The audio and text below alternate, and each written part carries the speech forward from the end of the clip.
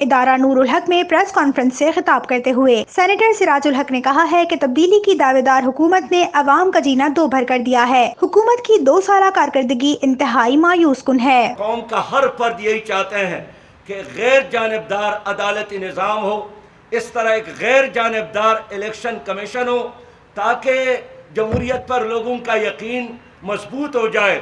اس طرح قوم یہ بھی چاہتی ہے کہ غیر جانبدار اسٹیبلشمنٹ ہو، اور نہیں چاہیے کہ اسٹیبلشمنٹ کے بارے میں یہ تاثر ہو کہ کسی پارٹی کو سپورٹ کرتی ہے، کسی کا ساتھ دیتی ہے اور حکومت میں لوگوں کو لانے کا سبب بنے۔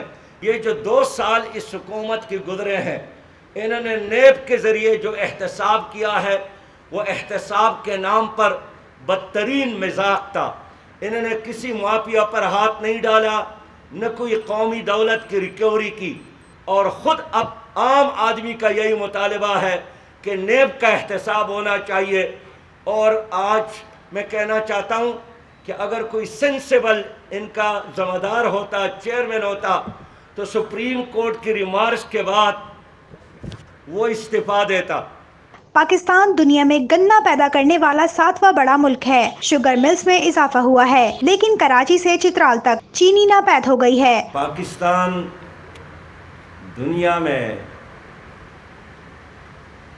گنا پیدا کرنے والا 7واں بڑا ملک ہے، اور مسلسل شوگر ملز میں گزشتہ عرصے میں اضافہ ہوا ہے، لیکن کراچی سے لے کر چترال تک شوگر نہیں ملتا تھا۔ اور جب وہ بحران ذرا تم گیا تو پھر آٹے کا بحران شروع ہو گیا، اور باوجود اس کے کہ دنیا میں گندم پیدا کرنے والا پاکستان 5واں بڑا ملک ہے، لیکن BCR گندم کے باوجود اور گودام بھرے پڑے تھے، لیکن آٹا نہیں مل رہا تھا، اور فی کلو آٹے کی قیمت میں 25 روپیہ سے لے کر 30 روپیہ تک اضافہ ہوا۔ انہوں نے کہا کہ ماضی میں بھی پاکستان میں مافیا کی حکومت تھی، اور آج بھی ملک میں مافیا کی حکومت ہے۔ الیکشن کے دنوں میں یہی مافیا سپورٹ کر کے ایسے حکمراں ہم پر مسلط کرتے ہیں جو حکومت میں آ کر 5 سال تک عوام کا استحصال کرتے ہیں۔ کہ کل بھی پاکستان میں مافیاز کی حکومت تھی، اور وہی لینڈ مافیا، ڈرگ مافیا، آٹا مافیا، پیٹرول مافیا، یہی مافیاز ہے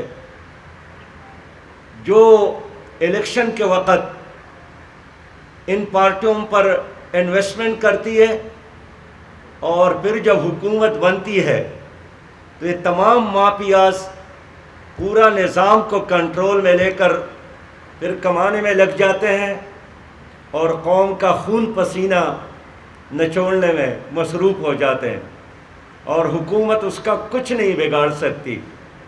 اور یہی وجہ ہے کہ آج بھی چاروں طرف ان مافیاز کی حکومت ہے، اور ان 2 سالوں میں حکومت نے نہ ان پر ہاتھ ڈالا، نہ کسی کا احتساب ہوا، نہ کسی کے پیٹ سے اور ان کے جیب سے لوٹی ہوئی دولت حکومت نکال سکی۔ صدر پاکستان کراچی سے ہیں، اور ماضی کی حکومتوں میں بھی صدر پاکستان کراچی سے تھے۔ اس کے باوجود شہر کا کوئی مسئلہ حل نہیں ہوا۔ کراچی سے منتخب MNAs اور MPAs کے ذاتی مسائل تو حل ہوتے ہیں، لیکن عوام کے مسائل حل نہیں کیے جاتے۔ اس وقت بھی صدر پاکستان کراچی سے ہے، مسلم لیگ کی حکومت میں بھی صدر پاکستان کراچی سے تھا، اور پیپل پارٹی کی حکومت میں بھی صدر پاکستان کراچی سے تھا، لیکن کیا جناب علوی صاحب ہو، اور کیا جناب زرداری صاحب ہو، اور کیا جناب ممنون حسین صاحب ہو، ان کے ٹینیور بھی مکمل ہو گئے، لیکن اس شہر کا کوئی مسئلہ حل نہیں ہوا۔